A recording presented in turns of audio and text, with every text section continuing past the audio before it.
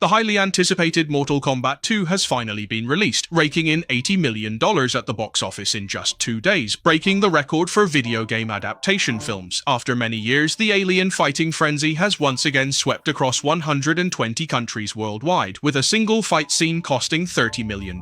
Millions of fans even exclaimed collectively, "This is the violent aesthetics we want."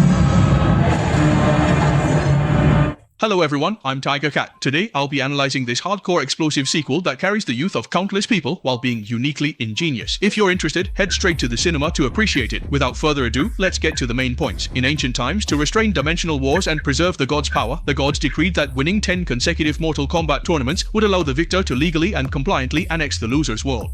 The otherworldly Emperor Shao Kahn thus revealed his wolf-like ambition, attempting to bring all realms under his control. As one realm after another fell, the entire multiverse was shrouded in his shadow, and the flames of war reached Earth. The guardian god Raiden and the strongest warrior Liu Kang, as Earth's protectors, were still unable to resist Shao Kahn's power. If the other world wins one more Mortal Kombat tournament, Earth will become another conquered trophy. But at this critical moment of life and death, Shaolin monk Kung Lao is killed by the otherworldly sorcerer Shang Tsung. To find a chance to turn the tide, Raiden, leading tactical leader Sonya, chose Taekwondo expert Johnny. His combat power is extraordinary. He once won the World Karate Championship and was a promising talent with 5 black belts. However, what they didn't know is that for Johnny, this was already 5 years ago, and he even mistook the oddly dressed Raiden for an extra actor. Who would have thought? Raiden never jokes. Countless azure electric currents, like silver snakes, instantly surged from Raiden's fingertips, and only then did Johnny realize the other party was not joking. Then, at Sonya's invitation, he stepped into the teleportation array filled with immense electric power. With just one glance, he was stunned by the scene before him. All around were countless overlapping ravines and mountains. Through Sonya's introduction, it turns out that this is the Sky Temple where Raiden resides, a place that ordinary people would find difficult to reach in a lifetime. On the arena, there are 3 big men sparring with each other. The one with titanium alloy mechanical arms is Jax, who relies on a robust fighting style and possesses overwhelming brute strength.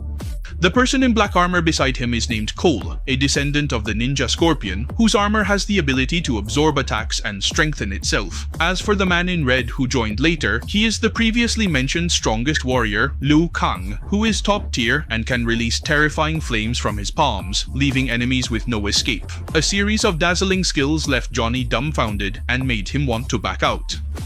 The abilities of the Super Warriors are far beyond his reach, let alone participating in the competition. But as Raiden stated, ever since Johnny was chosen by fate, no matter where he hides, he will be summoned to the competition site by the ancient gods on the day of battle. However, this does not deter Johnny's determination to escape, but what will be his ultimate fate?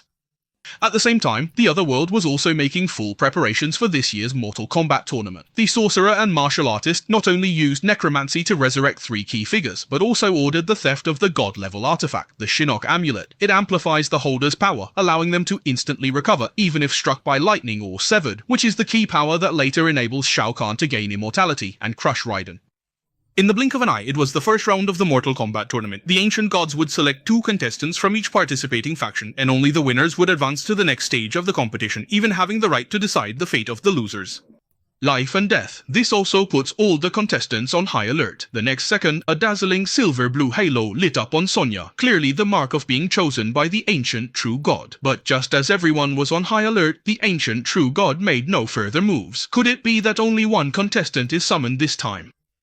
In a corner unknown to everyone, Johnny, who was reminiscing about his youth with his phone, was suddenly enveloped by a halo and transported to a strange village in another world, where his opponent was the otherworldly Princess Kitana. As both contestants took their positions, red and blue flames symbolizing the participants suddenly appeared in the night sky, with each flame representing a warrior. When the match ends, the flame representing the losing side will extinguish. Immediately, Kitana suddenly unfolded 2 steel fans, and dozens of sharp fan ribs sliced out in a chain, transforming into wind-breaking blades to cut down enemies. They could be thrown several meters away, also causing fatal damage, and Johnny was no match. After that, Kitana repeatedly hurled the steel fans in attack, the sound of the fan ribs cutting through the wind clearly reaching Johnny's ears. In the next second, another steel fan was fiercely thrown, directly aiming at Johnny's face. Taking advantage of his distraction, Kitana delivered a whip kick, knocking him to the ground, which infuriated Johnny. Seeing her opponent's defiance, Kitana immediately discarded her weapon. Despite her small stature, her grip was as deadly as a beast biting its prey. Realizing the danger, Johnny could only flee awkwardly. Even when he reached the rooftop, Kitana was not deterred. Son. Then she used the steel fan as a step, swiftly leaping behind Johnny.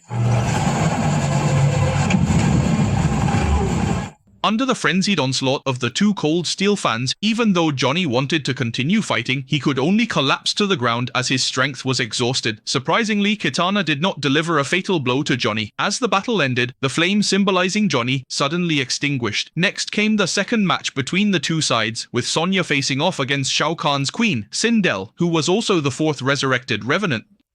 After the routine trash-talking session ended, Sonya was the first to launch a pink energy ring, instantly shattering the bricks in the corner, clearly not to be underestimated, but Sindel was no pushover either.